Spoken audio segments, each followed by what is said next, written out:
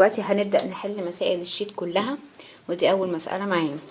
يقول لي calculate the DC and RC resistance، يعني هو عايز ال R AC وال R DC per kilometer، ونخلي بالنا من الوحدات of an aluminium solid conductor.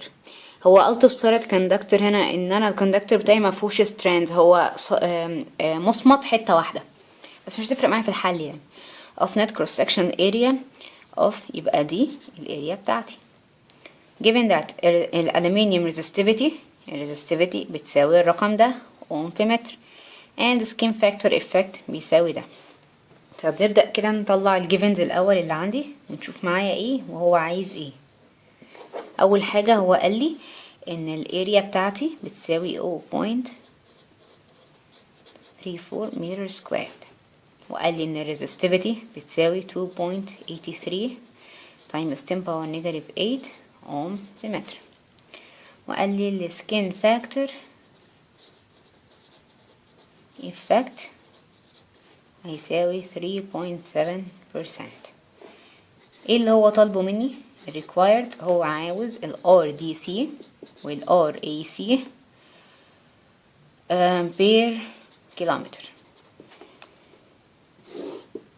احنا عارفين ان ال RDC بتساوي رو ال على اريا. انا مش عاطيني هنا سنسور كوندكتور، يبقى انا مش هستخدمه. هيفرق معايا في الوحدات. يعني دلوقتي ما اجي اعوض، الرو عندي هتبقى 2.83 times 10 power negative 8 على الاريا اللي هي 0. الريزستيفيتي اوم بير متر، والاريا بمتر سكوير، يبقى انا ده هيروح مع ده، هيطلع لي ال RDC تطلع لي 9 times 10 power negative 5 اوم على متر. بس هو كان عايز الريزيستنس بالكيلومتر، يبقى انا هحول للكيلومتر. هقسم تحت على 1000، يعني بص الاوم على متر، انا عايزه احول من متر ل1000، يبقى هقسم تحت على 1000، يبقى كأني عملت اوم على متر تايمز 1000 فوق. يبقى انا هاخد الرقم ده هضربه في 10 باور 3 عشان يطلع لي بالاوم بير كيلومتر. ادي اول حاجه. تاني حاجه دلوقتي انا عايزه احسب ال RAC. احنا عارفين ال RAC بتساوي ال skin factor effect times ال RDC. طب هو هنا قال لي ال skin factor effect بيساوي 3.7%، يعني 3.7 على 100 0.037. طب مش احنا عارفين ان skin factor effect ده لازم يبقى اكبر من 1 عشان ال RAC لازم تكون اكبر من ال RDC، يبقى لازم skin factor effect بتاعي يبقى اكبر من 1، لكن القيمة اللي هو عطاري دي اصغر من 1، يبقى انا مينفعش اعوض بيها. هو قصده هنا بالبرسنت دي ان دي نسبة الزيادة على السكين فاكتور بتاعنا اللي هو بيساوي 1.11. تمام، يبقى انا هاخد النسبة اللي هو عطيها لي ازودها على ده، ويبقى هو ده السكين فاكتور بتاعي. يبقى عشان اجيب ال RAC هتساوي 1.037 times ال RDC اللي انا طلعتها اللي هي 10 times 10 power negative 9 times 10 power negative 2، هتطلع لي 0.0933 اوم بير كيلومتر. انا خلاص حولتها فوق للاوم بير كيلومتر، يبقى انا جبت دلوقتي ال RAC وجبت ال RDC، وهو ده اللي كان طالبه.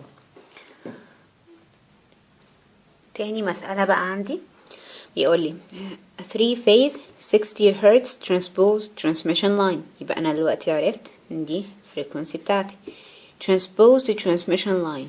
هو طبعا طالما اتعمل له transposed يبقى هو كان اصلا unsymmetric.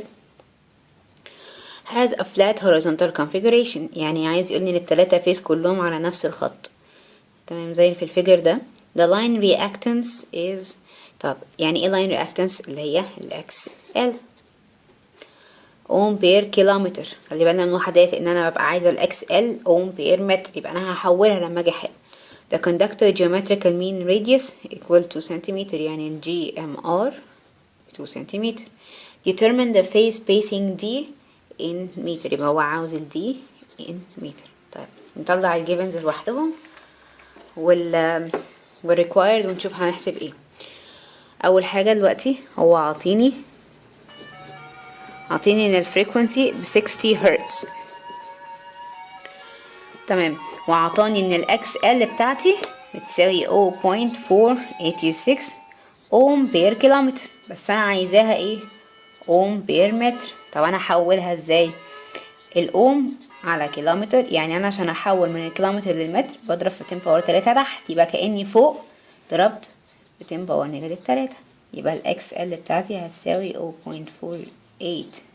تايمز 10 باور نيجاتيف 3 اوم بير متر. تمام. اعطيني ايه تاني؟ وعطاني الجي ام ار بتساوي 2 سنتيمتر، انا برضو عايزاها بالمتر، يبقى تايمز 10 باور نيجاتيف 2 تساوي 2 تايمز 10 باور نيجاتيف 2 متر. required هو عاوز ال D in متر. نبدأ نحل بقى. انا معايا الاكس ال، طب ما نكتب القانون بتاعها ونشوف هيتبقى لي ايه. الاكس ال بتاعتي بتساوي ايه؟ الاكس ال بتساوي اوميجا ال فيز تساوي 2 باي فريكونسي في ال فيز. طب انا معايا الفريكونسي ومعايا الاكس ال، يبقى اقدر اجيب من هنا ال فيز، يبقى ال فيز هتساوي الاكس ال اللي هي 0.486 تايمز 10 باور نيجاتيف 3 على 2 باي الفريكونسي اللي هي كام؟ اللي هي 60 هرتز. يعني يطلع لي ال فيز من هنا 1.289 تايمز 10 باور نيجاتيف 6 هنري بير متر، عشان انا اصلا الاكس ال بتاعتي كانت اوم بير متر، فطلع لي بالمتر مش بالكيلومتر. لو كنت استخدمت اكس ال بالكيلومتر كان لازم احول الوحدات كمان اللي هنا بالكيلومتر عشان يطلع لي في الاخر هنري بير كيلومتر، بس انا اليونت بتاعتي بتبقى هنري بير متر. خلاص جبنا ال فيز. طيب انا عندي قانون تاني لل فيز، ال فيز بيساوي 2 تايمز 10 باور نيجاتيف 7 لن جي ام دي على جي ام ار. معايا ايه ومش معايا ايه؟ انا معايا الجي ام ار، قال لي ان الجي ام ار ب 2 تايمز 10 باور نيجاتيف 2 متر. الجي ام دي احنا عارفين الجي ام دي القانون بتاعها بيساوي ايه؟ الثلاث مسافات تايمز بعض. طب لو نرجع للرسم هنا، قايل لي ان المسافه بين الاي والبي بتساوي دي، والمسافه من البي للسي بتساوي دي، والمسافة من A ل C بتساوي 2 دي. يبقى أنا لما أجيب الجي ام دي أخد الكيوبيك روت بتاع التلاتة دول، هيبقى دي تايمز دي تايمز 2 دي. خلاص جبنا الجي ام دي طلعت بالكيوبيك روت بتاع ال2 والكيوبيك روت بتاع دي باور 3، خلاص قلنا هتبقى دي. نروح هنا نعوض، يبقى الجي ام، يبقى خلاص احنا عملناها، يبقى الجي ام دي تساوي كيوبيك روت بتاع ال2 تايمز ال دي.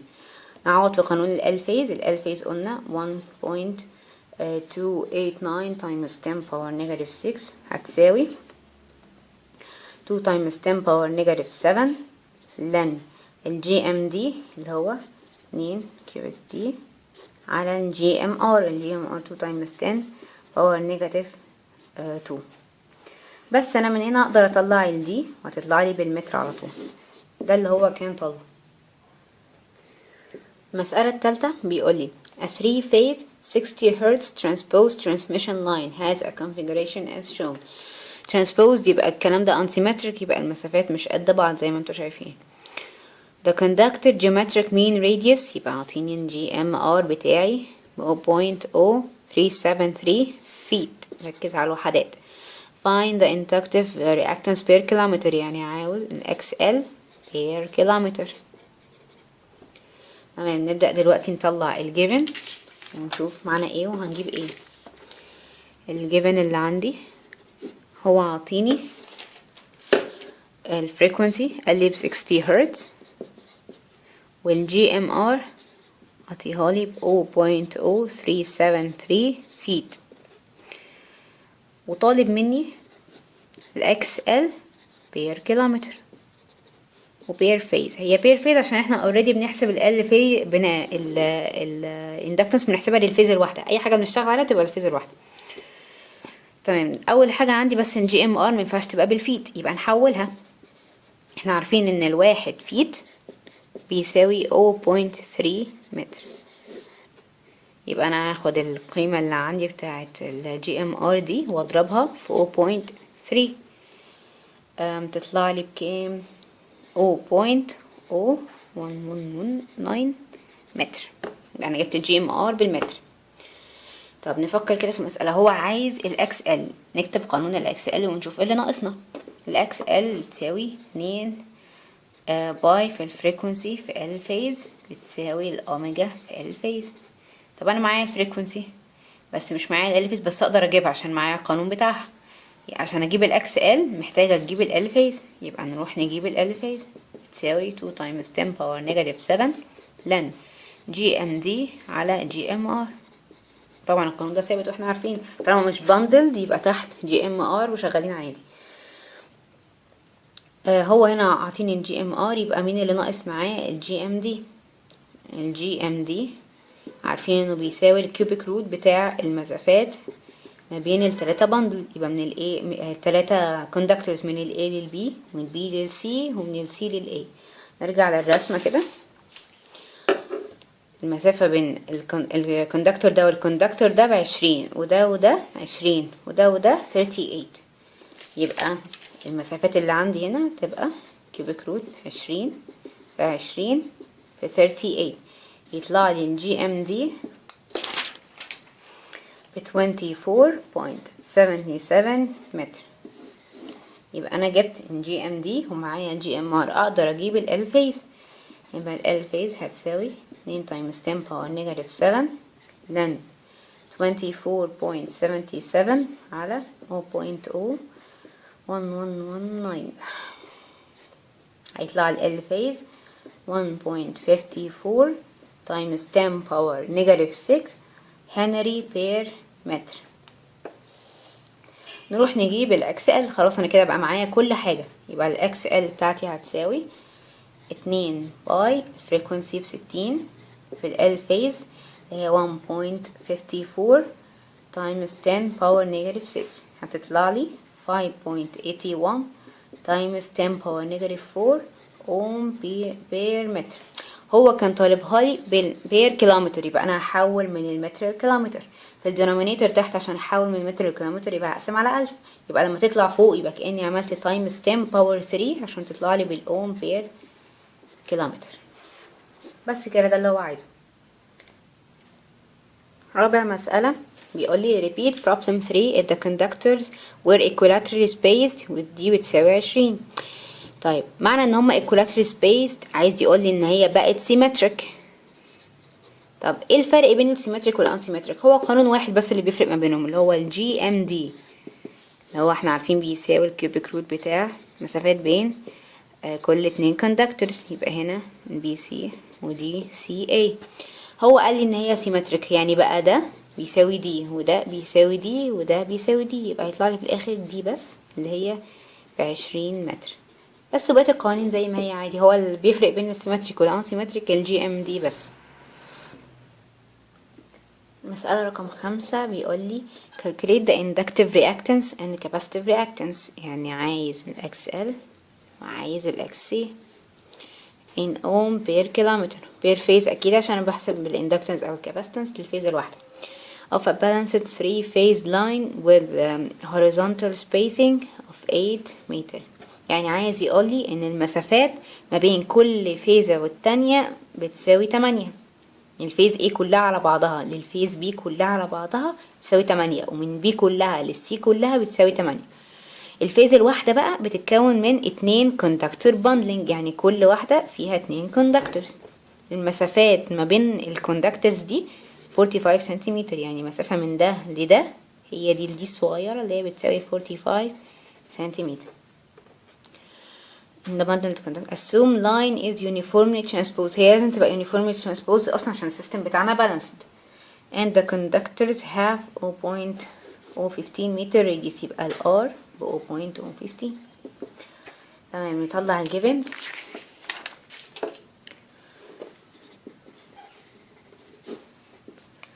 من الرسمة احنا عرفنا ان المسافة ما بين الفيز الاولانية والتانية كانت 8 متر، والتانية والتالتة برضو 8 متر، والسي والاي اللي هي كلها على بعضها اللي هي من هنا لحد الاخر دي كلها تبقى 16.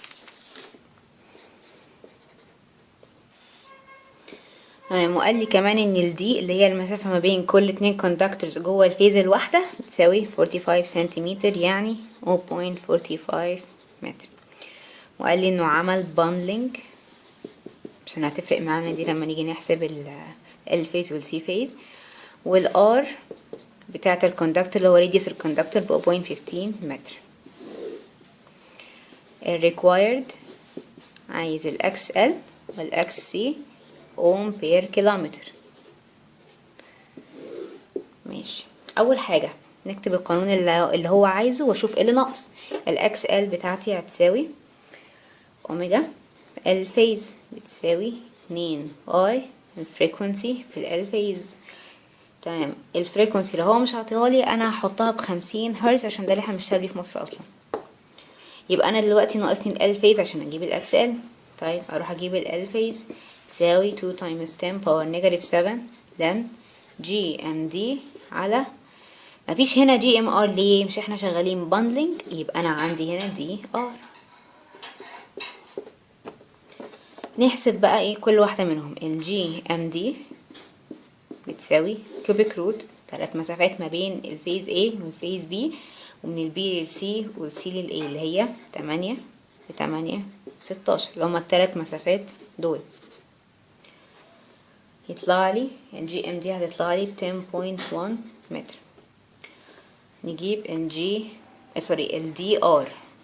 دي ار ده عبارة عن انا عندي ايه 2 باندلز صح، يبقى سكوير روت بتاع الجي ام ار تايمز ناقص 1 يبقى دي باور 1. يبقى والجي ام ار بيساوي 0.7788 من راديوس الكوندكتور نفسه. يبقى كده الدي ار بتاعي هيبقى سكوير روت 0.7788 في الار اللي هي دي 0.015 تايمز ال دي اللي هي 0.45 متر. هيطلع لي ال دي ار 0.0725 متر. انا كده حسبت ال دي ار. يبقى انا في القانون بتاع الاكس ال، يبقى قانون ال فيز جبت الجي ام دي وجبت ال دي ار، اقدر اجيب ال فيز على طول. يبقى ال فيز هتساوي 2 تايمز 10 باور نيجاتيف 7 لن الجي ام دي اللي هي طلعت معايا ب 10.1 على ال دي ار اللي هي 0.0725. يطلع لي ال فيز هتطلع 9.8 تايمز 10 باور نيجاتيف 7 هنري بير متر. خلاص كده انا اقدر اجيب الاكس ال. كل حاجه بقت معايا. قلنا الاكس ال تساوي 2 باي في الفريكونسي في الفيز، يبقى هتساوي 2 باي. قلنا الفريكونسي هنحطها 50 في الفيز 9.8 تايمز 10 باور نيجاتيف 7 هتطلع لي 3.1 تايمز 10 باور نيجاتيف 4 اوم بير متر. بس هو كان طالبها بالاوم بير كيلومتر، يبقى انا هقسم تحت على 1000 عشان احول المتر كيلومتر. يبقى ما تطلع فوق كأني عملت تايمز 10، انا هعمل تايمز 10 باور 3 يبقى هتساوي 0.31 اوم بير كيلومتر. وهي دي الاكس ال. نجيب بقى الاكس سي. الاكس سي القانون بتاعها بيقول الاكس سي بتساوي 1 على اوميجا الكاباسيتنس بير فيز اللي هي بتساوي 1 على 2 باي في الفريكونسي الكاباسيتنس. انا معايا ايه ومش معايا ايه؟ فريكونسي برضو هنحطها ب50. انا مش معايا الكاباسيتنس بير فيز، يبقى هروح اجيبها. الكاباسيتنس بير فيز بتساوي 2 باي في ابسلون نود على لن جي ام دي على الدي ار. وقلنا الدي ار هنا عشان الباندلنج. تمام، نجيب دلوقتي الجي ام دي. الجي ام دي هنا هتبقى هي بتاعه ال فيز، ما احنا قلنا الجي ام دي القانون بتاعها ثابت في كله، يبقى هتطلع لي 10.1 متر. الدي ار نفس الكلام بالنسبه للاتنين باندل، برضو نفس القانون. بس عشان انا عندي هنا كاباستنس، فهتبقى ايه؟ هي الار مفيش جي ام ار في الكاباستنس، هتبقى ار في الدي، والسكوير روت برضو هنا دي باور واحد، يبقى هتساوي الروت 0.015. الدي اللي هو 0.45 هتطلع لي 0.082 متر. انا جبت الدي ار، جبت الجي ام ار، اقدر اجيب من هنا الكاباستنس، يبقى هتساوي 2 باي، والابسون نوت ده رقم محفوظ، هتبقى 8.85 times 10 باور نيجاتيف 12 على لن الجي ام دي اللي هي 10.1 على الدي ار 0.082. هيطلع لي الكاباستنس 1.15 minus 10 باور نيجاتيف 11 فراد بير متر. خلاص انا جبت من هنا الكاباستنس، اقدر اروح اجيب الاكسي على طول. اخر مسألة في الشيت عندنا بيقول لي calculate the pair phase inductance and the capacitance، يعني عايز inductance per phase وعايز capacitance per phase of a balanced three-phase line with horizontal spacing of 10 meter. ده معناه ان التلاتة phases اللي عندي محطوطين horizontal، السبيسنج اللي بين كل phase والتانية ب 10 متر، يبقى المسافة من A ل B اللي هي ال DAB تساوي 10 متر، والمسافة من ال B لل C بتساوي 10 متر، يبقى اكيد من ال C لل A هتساوي 20 متر. طيب دلوقتي using 3 conductors bundling، يبقى انا دلوقتي شغالة على bundling with 3 conductors with spacing D 0.3. دي عايز يقول لي المسافة ما بين كل conductor والتانية جوه الفيز نفسها بتساوي 0.3. assume line is uniformly transposed عشان السيستم balanced and the conductors have radius، يبقى ال R بتاع الكوندكتور بتاعي 1 سنتي. نبدأ نطلع الجيفنز في حتة لوحدها.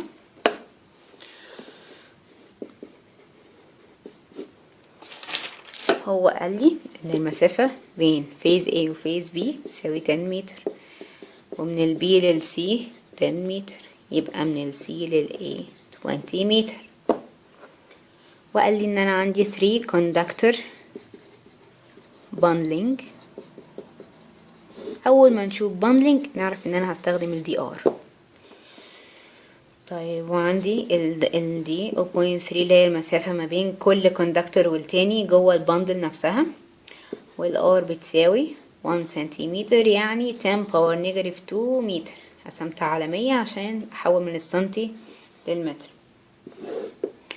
ال required عايز ال L per phase وعايز ال capacitance per phase. اول حاجة بنعملها انا اكتب القانون واشوف اللي ناقص عندي واروح اجيبه. ال phase تساوي 2 times 10 باور نيجاتيف 7 لن جي ام دي على مفيش جي ام ار هنا دي ار علشان بندلنج، عشان كده بقول لازم نكتبها في الجيفنز انها مهمة. الدي ار في حالة الاندكتنس هتساوي اني احط هنا ايه، مش هو 3 كوندكتور، يبقى هنا كيوبيك روت جي ام ار تايمز نقص من ده 1 يبقى دي سكوير، هتساوي الجي ام ار ده اللي هو 0.7788 من الراديوس بتاع الكوندكتور، يبقى هساوي كيوبيك روت 0.7788 في الار، ده الجزء ده كده اللي هي جي ام ار.